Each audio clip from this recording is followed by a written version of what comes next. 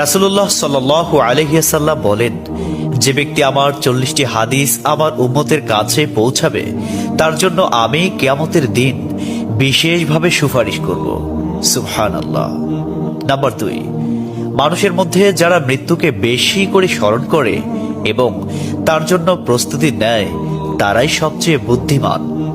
Number 3, প্রত্যেক জিনিসের জাকাত আছে, আর দেহের জাকাত হচ্ছে রোজা। নাম্বার 4, যে তার সময় আল্লাহর জন্য ব্যয় করে না তার জন্য জীবন অপেক্ষা মৃত্যু শ্রেয়। নাম্বার 5, যারা সব সময় ইস্তিগফার তথা ক্ষমা প্রার্থনা করে তাদের সাথে উঠা বসা করুন, কেননা তাদের হৃদয় সবচেয়ে কোমল হয়। নাম্বার 6, তুমি যত সিজদা দিবে আল্লাহ তত গুনাহ তোমার মাফ করে দিবেন। সুবহানাল্লাহ। নাম্বার 7, সূরা ফাতিহা প্রায় 1000 রোগের ওষুধ। নাম্বার 8, হাতের তালুতে জ্বলন্ত আগুনের কয়লা রাখলে যেমন কষ্ট হবে তার চেয়ে বেশি কষ্ট হবে শেষ জামানায় ঈমান রাখতে। নাম্বার 9, রোজাদারদের জন্য প্রতিদিন জান্নাতকে সুসজ্জিত করা হয়। সুবহানাল্লাহ। নাম্বার 10, রাসূল সাল্লাল্লাহু আলাইহি ওয়াসাল্লাম বলেছেন, কিয়ামতের দিন সব নবীর চেয়ে আমার উম্মতের সংখ্যা বেশি হবে এবং আমি সর্বপ্রথম জান্নাতের দরজা খুলব। সহিহ মুসলিম, হাদিস নম্বর 196।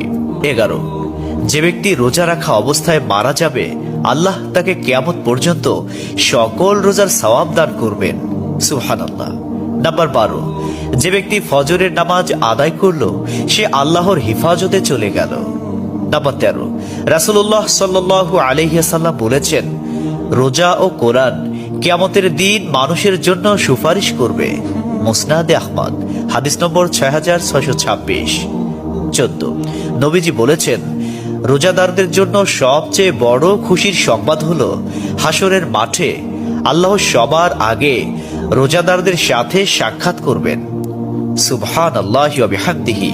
15, যখন রমজান আসে তখন জান্নাতের দরজাসমূহ খুলে দেওয়া হয়। 16, রাসূলুল্লাহ সাল্লাল্লাহু আলাইহি ওয়াসাল্লাম বলেন, যখন কোনো বান্দা আল্লাহর দিকে দুটি হাত উঠায় তখন তিনি তা ব্যর্থ বা শূন্য ভাবে ফিরিয়ে দেন না। তিরমিজি, হাদিস নম্বর 502। 17, হযরত মুহাম্মদ সাল্লাল্লাহু আলাইহি ওয়াসাল্লাম বলেছেন, একটি খেজুরের অর্ধেক হলেও দান করে জাহান্নামের শাস্তি হতে নিজেকে হেফাজত করো। সহিহ বুখারী, হাদিস নম্বর 6023। প্রিয় ভাইরা, নাম্বার 18, যদি ভালো হতে চাও তবে সর্বপ্রথম মিথ্যা বলা ছেড়ে দাও। 19, তুমি যখন রাস্তা দিয়ে যাও তখন আল্লাহর নামে জিকির করো, কারণ হাসরের দিন ওই রাস্তা তোমার নামে সাক্ষ্য দিবে।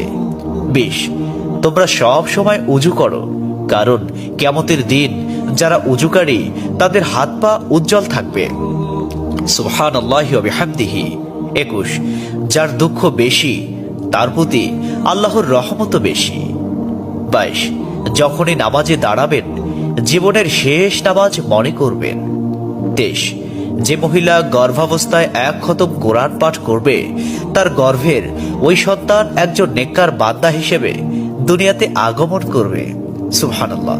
24, চুপ থাকার কারণে মানুষের যেই মর্যাদা হাসিল হয় তা 60 বছর নফল ইবাদত হতে উত্তম। সুবহানাল্লাহ। 25, রাসূলুল্লাহ সাল্লাল্লাহু আলাইহি ওয়াসাল্লাম বলেছেন, জান্নাতের সবচেয়ে নিকটবর্তী আমল হলো সময় মতো সালাত আদায় করা। সহিহ মুসলিম, হাদিস নম্বর 260। 26, যে ধোঁকা দেয় সে আমার উম্মতের অন্তর্ভুক্ত নয়। 27, তুমি জানো তুমি সঠিক তবুও তর্ক করো না, তর্কে জড়াইও না। 28, হযরত মুহাম্মদ সাল্লাল্লাহু আলাইহি ওয়াসাল্লাম বলেছেন, তোমরা বিপদে পড়ে মৃত্যু কামনা করবে না, বরং বলবে, হে আল্লাহ, যে পর্যন্ত জীবিত থাকা আমার জন্য কল্যাণকর আমাকে ততক্ষণ জীবিত রাখুন, এবং যখন মৃত্যু আমার জন্য কল্যাণকর তখন তুমি আমাকে মৃত্যু দাও। 29, সূরা ইয়াসিনকে কুরআনের হৃদয় বলা হয়। 30, হযরত মুহাম্মদ সাল্লাল্লাহু আলাইহি ওয়াসাল্লাম বলেন, মায়ের একটি কষ্টের নিঃশ্বাস 7টি দোজখের চেয়েও ভয়ঙ্কর, আর একটি সুখের হাসি 8টি বেহেশতের সমান। সুবহানাল্লাহ। 31, যে অন্যের বাবা মাকে গালি দিল সে যেন নিজের বাবা মাকেই গালি দিল। 32 রাসূলুল্লাহ সাল্লাল্লাহু আলাইহি ওয়াসাল্লাম বলেছেন, আমি যা জানি তোমরা যদি তা জানতে পারতে তবে নিশ্চয় খুব কম হাসতে এবং খুব বেশি পরিমাণে কাঁদতে। 30 মানুষ যদি মৃত ব্যক্তির আর্তনাদ দেখত এবং শুনতে পেত তাহলে মানুষ মৃত ব্যক্তির জন্য কান্না না করে নিজের জন্য কাঁদত। 34 মহানবী সাল্লাল্লাহু আলাইহি ওয়াসাল্লাম বলেছেন, সূরা ফাতিহা তোমরা ধীরে ধীরে পাঠ করো, কারণ মহান আল্লাহ নিজে তার জবাব দেন। সুবহানাল্লাহ। হাদিস সূত্র মুসলিম 910। 35 রাসূলুল্লাহ সাল্লাল্লাহু আলাইহি ওয়াসাল্লাম বলেছেন, কিয়ামতের দিন যে জিনিসটি মুমিনদের পাল্লায় ভারী হবে সেটি হচ্ছে সুন্দর চরিত্র, আখলাক। আবু দাউদ হাদিস নম্বর 4101। 36 কবরের ভিতরের প্রথম চাপ পৃথিবীর সকল কষ্টকে হার মানিয়ে দেবে।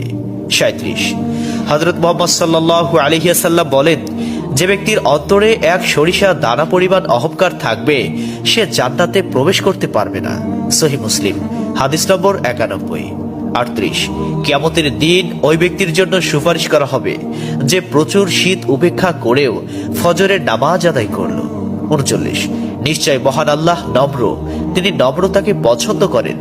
তিনি নম্র স্বভাবের লোকদেরকে যা দান করেন তা কঠিন স্বভাবের লোকদের দান করেন না। আবু দাউদ হাদিস নম্বর 4807। 40 কবর মানুষকে দিনে 70 বার স্মরণ করে এবং ডাকে। আল্লাহ সুবহানাহু ওয়া তাআলা আমাদের সঠিক জ্ঞান এবং বুঝার তৌফিক দান করুন এবং আমাদের এই সমস্ত হাদিস সমূহের উপর আমল করার তৌফিক দান করুন। আমিন।